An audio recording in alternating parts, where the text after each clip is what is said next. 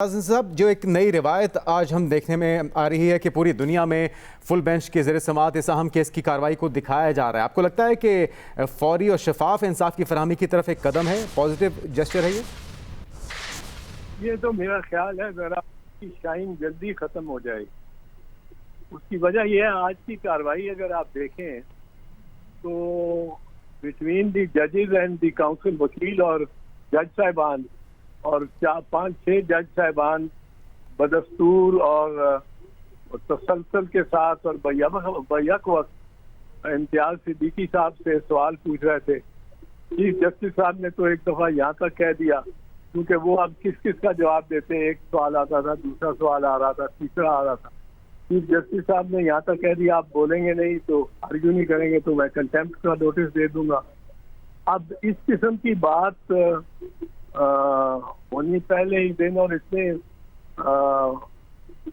मारूफ अंदाज से जिस तरह लाइव स्ट्रीमिंग हुई है इसकी, इसमें जरा मेरा ख्याल है कि जल्दी ये ख़त्म हो जाएगा। इसीलिए अमेरिका में अमेरिकन सुप्रीम कोर्ट जिसकी इतनी लंबी तारीख है, हाउस ऑफ लॉर्ड्स जो अब सुप्रीम कोर्ट ऑफ इंग्लैंड बन गया है, वहाँ ये कोई ऐसी रिवायत नहीं है, ना ही इंडिया में है।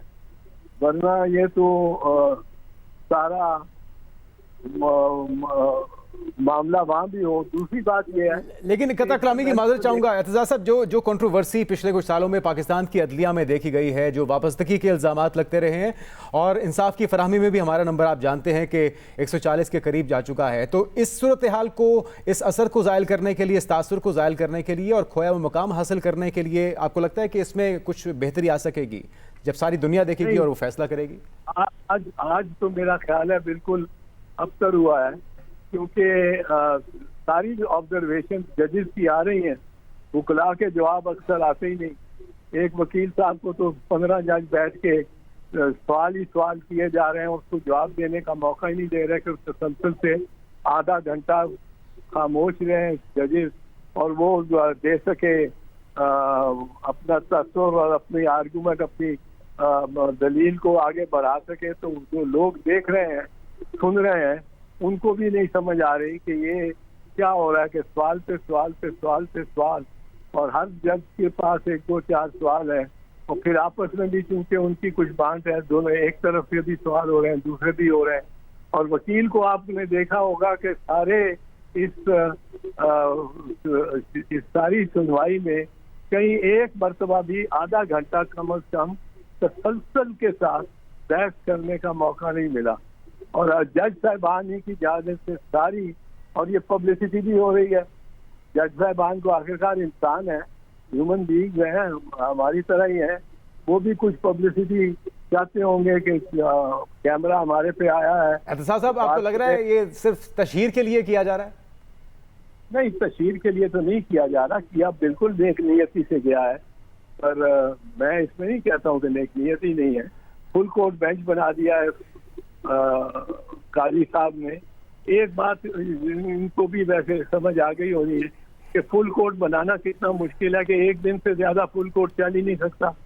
किसी एक जज साहब ने कहीं और कहीं जाना है, दूसरे जज साहब ने कहीं जाना है, और एक दिन अब ये बैठे हुए हैं, शाम के 6:30 बजे हो रहे हैं, तो ये बैठे हुए अभी कोई इख्तिताम का कोई जरिया नजर नहीं आता कि हो जाएगा इख्तिताम।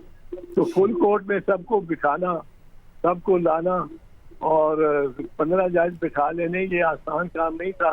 जो उमर बंदयाल को हम बहुत कोसते रहे कि मैंने भी उनको कहा कि फुल कोर्ट बनाए, उन्होंने 9 जज अवेलेबल थे, 9 के जजेस का बना दिया फुल कोर्ट। हमारी मुलाकात के अगले दिन नहीं, बस 4-5 दिन बाद उन्होंने बना दिया। जो फुल कोर्ट अवेलेबल था वही फुल कोर्ट था। इस दफा 15 जज अवेलेबल थे तो full court, full bench full court हो गया। लेकिन ये कोई आसान नहीं, और आप देख लें अपनी लाइव ट्रांसमिशन में भी कि ज्यादातर जज साहिबान ही बोल रहे हैं, जो कि जज साहिबान को तो बिल्कुल खामोश रहना चाहिए। जज साहिबान को, वकील वकला को अपना मौक़िफ़ पेश करने देना चाहिए, क्योंकि वो साइल को रिप्रेजेंट कर रहे हैं। दूसरी तरफ से मसूल अलाय होता है, वो भी फरीक है, वो आपस में आपके सामने लेके आए हैं एक मामला, आप आधा घंटा सुने, फिर एक दो सवाल, मौजूद तरीन सवाल दुरुस्त। पूछ लें। लेकिन यहाँ आपस में कंपटीशन भी लगी हुई। तो अब मैं तो इतना मुतमईन नहीं हूँ इस हियरिंग से। आप इस हेयरिंग से मुतमईन नहीं हैं। आपने वक्त दिया एतजाज़ हसन साहब, आपका बहुत शुक्रिया। अहम केस की समाअत हुई है। खुद नोटिस के इख्तियारात छोड़ने को तैयार हूँ। चीफ जस्टिस काजी फायज ईसा के supreme court practice and procedure act case की समाअत के दौरान रिमार्क सामने आए और इंतहाई अहम रिमार्क्स में उन्होंने ये भी कहा कि मुल्क को नुकसान हो, मुझे ऐसा इख्तियार नहीं चाहिए। जस्टिस रिटायर्ड नासरा जावेद साहब हमारे साथ मौजूद हैं। बहुत शुक्रिया जस्टिस साहब आपके वक्त का। कहिएगा आज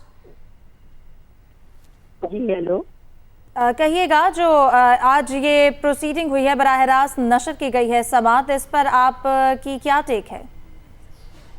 देखिए प्रोसीडिंग का जो बहुत अहम हिस्सा है ना, वो तो बराह रास्त आए तो ठीक है, उसमें हर एक को दिलचस्पी होती है, जो वकील नहीं भी है उसको भी है। लेकिन अगर सारा दिन बराह रास्त की प्रोसीडिंग हो तो सारे टीवी स्टेशन तो उसी पे जैम हो जाए। तो जो इश्तिहार देने वाले हैं उनका टाइम जो है वो खास मकसद के लिए होता है, लोग ड्रामे देखना चाहते हैं। तो ये सारा दिन नशर करना लाइव जो है ना, चाहे बहुत ही अहम मुकदमा हो, तो मैं समझती मुनासिब नहीं, न कभी हुआ है, न इसकी रिवायत दुनिया में कहीं है।